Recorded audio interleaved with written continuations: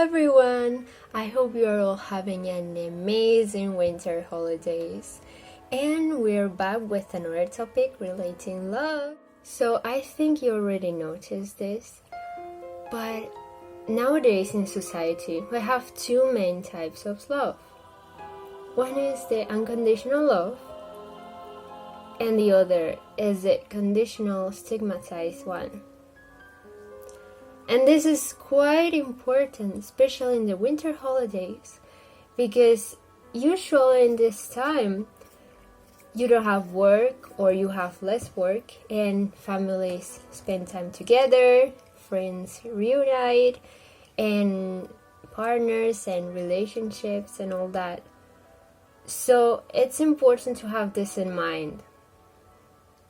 It has already been mentioned in my two previous videos, but we have to cultivate more unconditional love because this society is sick of conditional love. Like in every single situation of our lives, even when we were kids, we encountered people and environments when they just accept us if we do something in return. And not before. They don't accept us if we are just ourselves. And even if you were abused or treated harshly as a child, conditional love can be easily identified because it's basically you don't receive affection if you don't do certain things, if you don't meet the people around you certain expectations, like the grades on work, or even if you look like a certain way. Unconditional love, on the other side, it's rare, but it's still there in society, and more people are learning how to love themselves unconditionally and treat themselves better than they were treated, and so they can treat others better as well. So basically, unconditional love is accepting the person as a whole, every single thing about them, like how they look, their personality, their hobbies, everything. And I think this unconditional love topic, we can also relate it to sexuality and sexual orientations. So what we often see in society is that other countries are learning how to accept these individuals that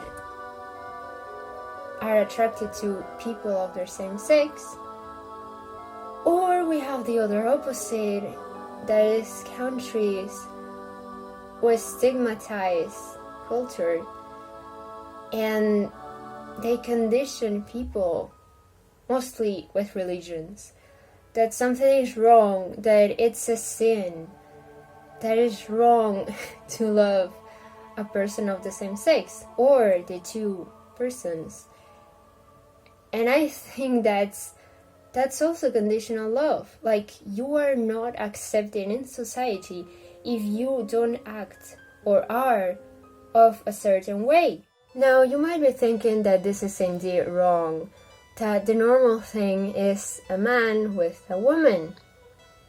But you can also open your mind, and let me tell you, this can be triggering, so if you feel the need to leave, you can do so.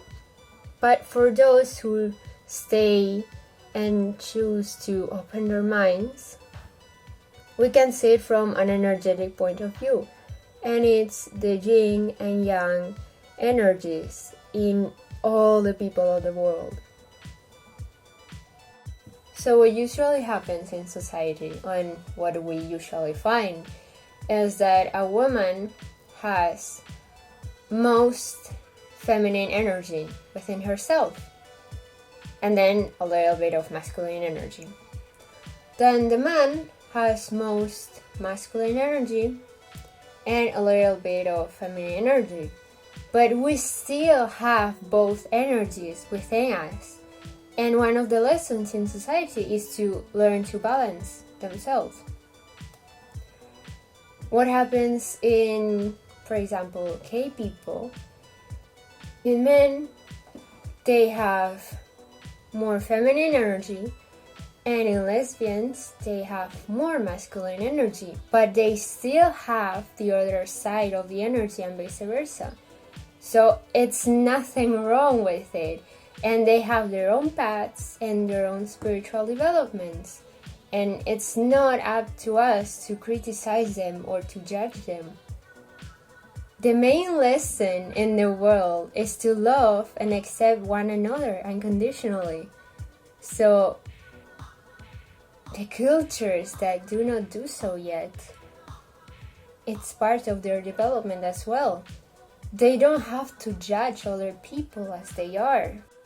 And bisexual individuals, for example, they have more or less both energy balanced. And yeah, it's basically our job to accept them as they are, just as we accept ourselves. It's just unconditional love. There's also one problem in society nowadays, that is this gender structure and gender norms that are seen in society. And I feel nowadays it's crumbling even more than maybe in a couple of years past now. But yeah, we have to let go of what society expects us to do and just follow our intuition and our inner selves. Like the government, society, these people surrounding us are brainwashed to limit our self-expression. One of the reasons we are born here is to express ourselves, to be ourselves, to let our light shine. And in order to achieve this successfully, I feel it's very important to balance our masculine and feminine sides. Also, bear in mind that even though I mentioned that usually gay men have more feminine energies within themselves and lesbian women have more masculine energies within themselves, it can totally vary with each individual. Each person is unique, and it depends which energies they have, so they can work on the rest of them.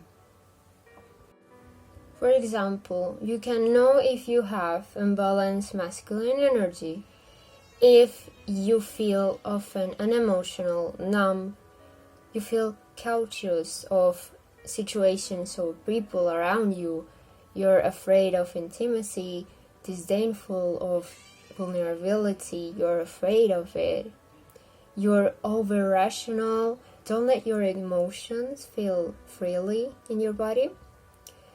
You can be cynical or skeptical, cold, angry, or violent, and usually have difficulty with fluid body movement, like dancing, for example.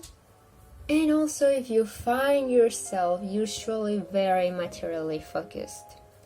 With an unbalanced feminine energy, however, you will often feel overly emotional, hypersensitive, emotionally volatile, too vulnerable sharing your emotions. Also, you might feel and experience ungrounded intuition, like a lot. You may find yourself unable to express anger and physically weak if you don't practice and train with your body. One of the things is that it's important to remember that some people are meant to hold more masculine or feminine archetypes, and not because they are, they're forced to do so, but with every individual they have a unique energy soul print and they have a unique path, so their soul chose to do so, and they have these energetic roles to embody the masculine or feminine energies, so people know how the energy feels like. We see examples in, for example, Chris Hemsworth or athletes female fashion models or Marilyn Monroe, for example. The problem comes when we find these individuals and we place them in high positions as role models. We expect them to be like them because society sees them as prime examples of what a man or a woman should look like. We have to fully embrace ourselves, and it's okay if we don't fit a label or a category of what people like to put us in. We can be weird. I mean, weird, I can take it now as a compliment, because weird usually means that you express yourself fully. You express your inner light, and you are not afraid of what other people will think of you. Then we see more androgynous people in society, they embody both characteristics of both energies. And some examples can include Michael Jackson, David Bowie, Prince, Grace Jones, for example. So they embody both energies, usually in their physical bodies as well. In the Western world, we often find ourselves repulsed, freaked out, or fascinated by those people that usually wander in between social gender structures. But it's important to remember ourselves that these individuals are a reminder for us. So be aware of the energies you hold, both masculine and feminine ones. And stop to focus so much your energy on external people, because they are just reflecting on what you lack. Remember, as within, so without. Heal those parts and fully express yourself. Don't be scared of what they will think of you. Well, that was all for today. I hope you really liked this video. If you did so, don't forget to give it a thumbs up and subscribe to see more similar ones. Goodbye, see you in the next video.